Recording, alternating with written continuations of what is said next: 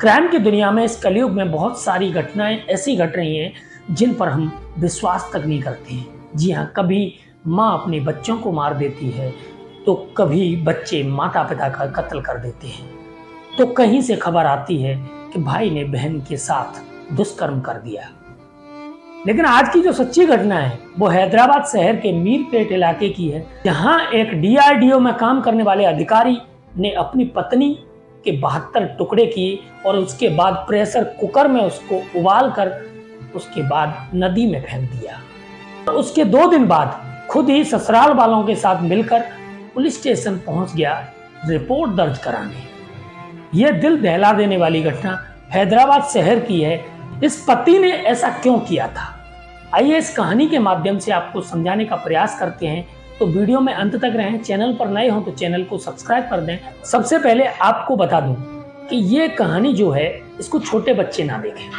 हैवानियत की सारी हदें इस कहानी में पार हो चुकी हैं, इसीलिए बच्चे इस वीडियो से दूर रहें। दरअसल हैदराबाद शहर का एक लड़का जिसका नाम होता है गुरुमूर्ति, वो पहले आर्मी में जॉब किया करता था, लेकिन कुछ समय आर्मी में अपनी सेवाएं देने के बाद उसने आर्मी को छोड़ दिया। उसके बाद उसे डीआरडीओ में नौकरी मिल जाती है। अब डीआरडीओ में ये नौकरी कर रहा होता है, कई साल गुजर जाते हैं। उसके बाद मकर संक्रांति 2025 आती है। 14 जनवरी का वो दिन होता है जब डीआरडीओ से ये छुट्टी लेकर अपने बच्चों के पास हैदराबाद में मीरपेट नाम की जगह पर आता है, जहाँ ये रहा करता है। अब जैसे ही घर आता है तो इसके जो बच्चे होते हैं वो जिद करने लगते हैं कि हमें मौसी के घर जाना है, क्योंकि इसकी पत्नी की जो बहन थी वो इसी शहर में रहा करती थी। अब इसकी पत्नी माधवी अपने पति को कहती है कि क्यों ना बच्चों को तुम मेरी बहन के घर छोड़ आओ और वहाँ ये अपना मकर संक्रांति मना लेंगे, उसके 2 दिन बाद तुम इन्हें ले आना। तो वो पति ऐसा ही करता है और अपने बच्चों को अपनी साली यानी पत्नी की बहन के घर छोड़ आता है।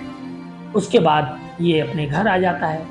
अब इसकी पत्नी भी कहने लगती है कि मुझे भी मायके जाना है। पति मना करता है कि मैं 2-3 दिन के लिए घर आया हूँ और आप ऐसे में मायके जाने की कह रही है, ये ठीक नहीं है। लेकिन पत्नी कुछ इस कदर जिद करती है, इन दोनों में हाथापाई होने लगती है। हाथापाई इतनी बढ़ जाती है कि ये जो पति होता है वो अपनी पत्नी माधवी का गला दबाने लगता है और गला इतना दबा देता है कि उसकी वहीं मौके पर मौत हो जाती है। उसके बाद ये अपनी पत्नी का फोन स्विच ऑफ कर देता है। इधर माता पिता लगातार परेशान हो रहे होते हैं माधवी के। वो त्योहार पर अपनी बेटी से बात करने के लिए कॉल लगा रहे होते हैं, लेकिन उनका कॉल नहीं लगता। दरअसल 16 जनवरी से 18 जनवरी तक वो लगातार अपनी बेटी को फ़ोन ट्राई कर रहे थे, लेकिन अपनी बेटी का फ़ोन जब वो स्विच ऑफ पाते हैं तो वो अपने दामाद यानी गुरुमूर्ति को फ़ोन करते हैं। अब गुरुमूर्ति के पास जब फ़ोन जाता है तो गुरुमूर्ति कहता है कि मेरी उससे लड़ाई हो गई थी, मेरी उससे बहस हो गई थी, उसके बाद वो घर छोड़कर चली गई है। लेकिन जब 2 दिन तक बेटी का कोई सुराग नहीं लगता है तो ससुराल वाले यहाँ मीरपेट आ जाते हैं और अपने दामाद से कहते हैं क्यों ना हम FIR दर्ज करा दें। तब जाकर ये दामाद, ये ससुराल वाले माधवी की गुमशुदगी की रिपोर्ट लिखा देते हैं। सोचो, जिस पति ने अपनी पत्नी का कत्ल कर दिया है वही पति अपने ससुराल वालों के साथ मिलकर अपनी ही पत्नी की गुमशुदगी की रिपोर्ट लिखा देता है। शुरुआत में तो पुलिस इस मामले को हल्के में लेती है कि कहीं अपनी दोस्त या अपनी रिश्तेदारों के पास चली गई होगी, लेकिन लगभग 6 दिन गुजर जाते हैं। 6 दिन तक ये जो पति होता है हर जगह अपने ससुराल वालों के साथ मिलकर अपनी पत्नी को ढूंढने का प्रयास करता है, लेकिन कहीं भी पत्नी का कोई सुराग नहीं लगता। अभी इस मामले को पुलिस थोड़ी संगीनता से लेती है और जब पुलिस इसके घर के चारों तरफ के CCTV चेक करती है तो पता चलता है कि ये पत्नी घर से बाहर तो आई है लेकिन वापस अंदर चली गई है। लेकिन इसके घर का एंगल कुछ इस तरीके से था कि अगर कोई इस घर से बाहर जाए तो शायद पता भी ना चले। तो पुलिस इस मामले में गुरुमूर्ति को ज़्यादा परेशान नहीं करती, लेकिन गुरुमूर्ति से पूछताछ जरूर करती है। उसके बाद गुरुमूर्ति को छोड़ दिया जाता है। पुलिस कुछ और एंगल से जांच करती है। गुरुमूर्ति को बार बार पुलिस स्टेशन बुलाया जाता है और बार बार उससे पूछताछ की जाती है, लेकिन पुलिस को कोई भी सफलता नहीं मिल रही थी। अब दिन आ जाता है 22 जनवरी। 22 जनवरी को पुलिस एक बार फिर से गुरुमूर्ति को बुलाती है और कुछ तीखे सवाल दागती है। सवाल कुछ इस कदर होते हैं कि गुरुमूर्ति जो होता है वो इन सवालों के जाल में फंस जाता है। उसके बाद गुरुमूर्ति पुलिस को जो दिखाता है, पुलिस वालों के भी रोंगटे खड़े रह जाते हैं। गुरुमूर्ति पुलिस वालों को अपने घर लेकर जाता है और सबसे पहले किचन में ले जाता है और कहता है कि इस कुकर के रास्ते मेरी पत्नी झील में पहुंच गई है। पुलिस वाले कुछ समझते उससे पहले उससे कहते हैं ठीक से बताओ। तो वो फिर उन्हें बाथरूम में ले जाता है और बाथरूम में ले जाने के बाद कहता है कि यहाँ मैंने अपनी पत्नी को आखिरी बार देखा था।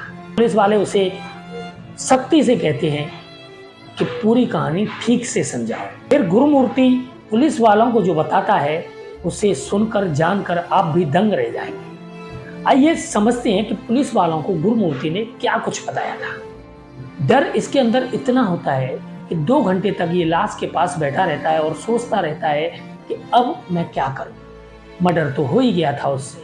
2 घंटे बाद एक धारदार हथियार से ये अपनी पत्नी के 72 टुकड़े करता है और उन टुकड़ों को एक बड़े से प्रेशर कुकर में उबालता है। वो उनको एक दिन में बाहर फेंकने नहीं जा सकता था। वो 4-4, 5-5 किलो करके एक थैले में ले जाया करता था कि लोगों को शक ना हो। तो इसने इन टुकड़ों को इसीलिए उबाला था ताकि बदबू ना आए, क्योंकि 2 दिन तो लगेंगे कम से कम। ये थोड़ा थोड़ा करके अगर नदी में या झील में इन्हें फेंकने जाएगा तो ऐसे करके ये 18 तारीख तक अपनी पत्नी के किए हुए 72 टुकड़ों को 2 दिन के अंदर एक झील में फेंक देता है। ये सारी कहानी उसने पुलिस को बताई थी और उसने आगे पुलिस को कहा कि मैं बुरी तरह घबरा गया था, ऐसे में मुझे कोई उपाय सूझ नहीं रहा था, इसीलिए मैंने ऐसा किया, क्योंकि मेरे दिमाग में सिर्फ और सिर्फ ये चल रहा था कि अब मुझे जेल जाना पड़ेगा, मेरे बच्चे मेरे बारे में क्या सोचेंगे। ये सब सोचकर मैंने इस काम को अंजाम दिया। हालांकि जो पत्नी की मौत है वो गलती से हुई है। मैं उसे मारना नहीं चाहता था, लेकिन हाथापाई में मुझे पता ही नहीं चला कि इसका गला कब इतना दब गया कि ये मर जाएगी। उसके बाद फॉरेंसिक टीम बुलाई जाती है और फॉरेंसिक टीम इस घर की जांच करती है, उन टुकड़ों को ढूंढने का प्रयास करती है, लेकिन उन टुकड़ों में से एक टुकड़ा तक नहीं मिलता, क्योंकि उसने नदी में फेंका था और नदी में उन टुकड़ों को मछलियां खा गई। फिलहाल फॉरेंसिक टीम ने इसके पूरे घर की जांच की है और पूरे घर से जो कुछ निकल कर आया है वो पुलिस यहाँ से सबूत के तौर पर ले गई है।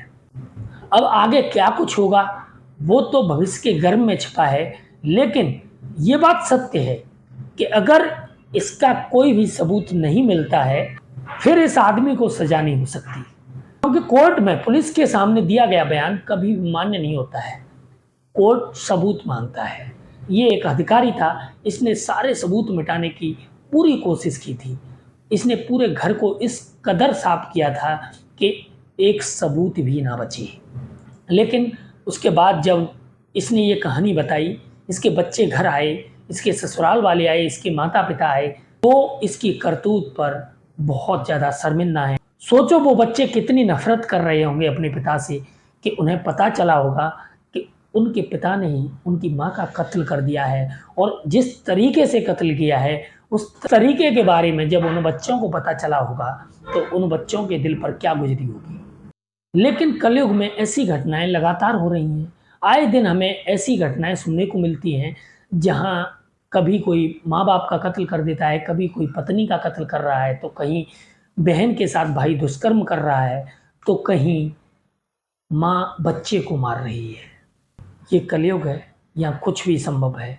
क्राइम की दुनिया में आए दिन ऐसी घटनाएं देखने को मिल रही हैं। फिलहाल के लिए इस वीडियो में इतना ही।